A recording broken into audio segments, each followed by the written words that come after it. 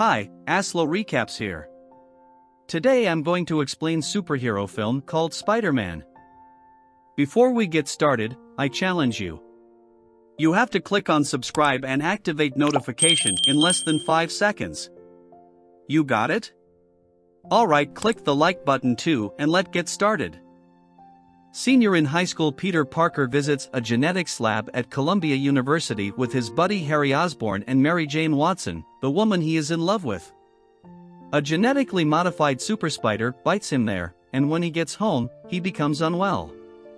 In the meantime, Harry's father, scientist Norman Osborn, the creator and owner of Oscorp, tries to land a significant military contract. He performs an unstable performance-enhancing pharmacological experiment on himself and loses control, killing his aide in the process. The following morning, Peter discovers he has lost his nearsightedness and acquired spider-like skills, including the ability to shoot webs from his wrists, have lightning-fast reflexes, have superhuman strength and speed, and have a better awareness of danger. Peter considers getting an automobile to impress Mary Jane, disregarding his Uncle Ben's warning that great power comes great responsibility. In order to raise funds for it, he competes in an underground wrestling event. He wins his first match, but the promoter steals his winnings. The promoter's office is robbed, and Peter lets the robber get away. Ben was carjacked and died, he learns later. Peter chases the carjacker only to discover that it was the thief he had previously let go. The robber tries to escape but is killed when he falls out of a window. Meanwhile, a psychotic Norman kills multiple people while interfering with a product test being conducted by Oscorp's competitor, Quest Aerospace. After graduating, Peter dons a spandex costume and the Spider-Man mask to combat injustice using his skills. Peter is hired as a freelance photographer by J. Jonah Jameson, publisher of the Daily Bugle, because he is the only one who can take clean pictures of Spider-Man. Norman assassinates the Oscorp board after learning that they intend to remove him in order to sell the business to Quest. Jameson dubs the unknown killer the Green Goblin. The Goblin offers Peter a spot at his side, but he refuses. When they fight, Peter suffers injuries.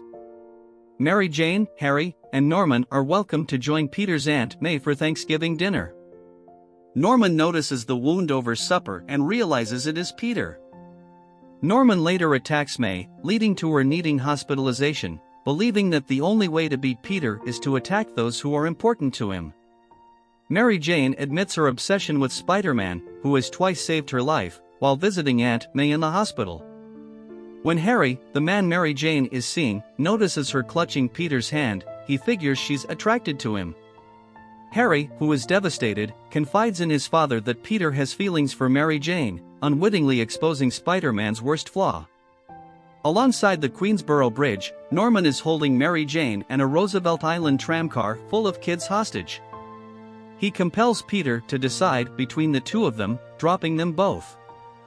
Peter saves both Mary Jane and the tramcar.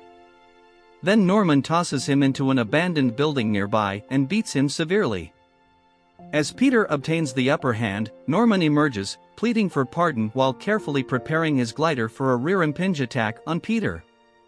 Peter avoids the attack after being alerted by his spider sense, and Norman is impaled by the glider as a result. Before passing away, Norman warns Peter against telling Harry that he is the Goblin. When Peter arrives at the Osborn residence with Norman's body, Harry confronts him and pulls a gun on him, but Peter manages to flee. Harry swears vengeance on Spider-Man at Norman's burial because he believes the superhero is to blame for his father's demise. Mary Jane tells Peter she loves him. Peter, however, informs Mary Jane that they can only be friends because he thinks he must shield her from the unwanted attention of his adversaries. Peter considers Ben's advice as he heads out and accepts his new role as Spider-Man. And that was how the movie ended.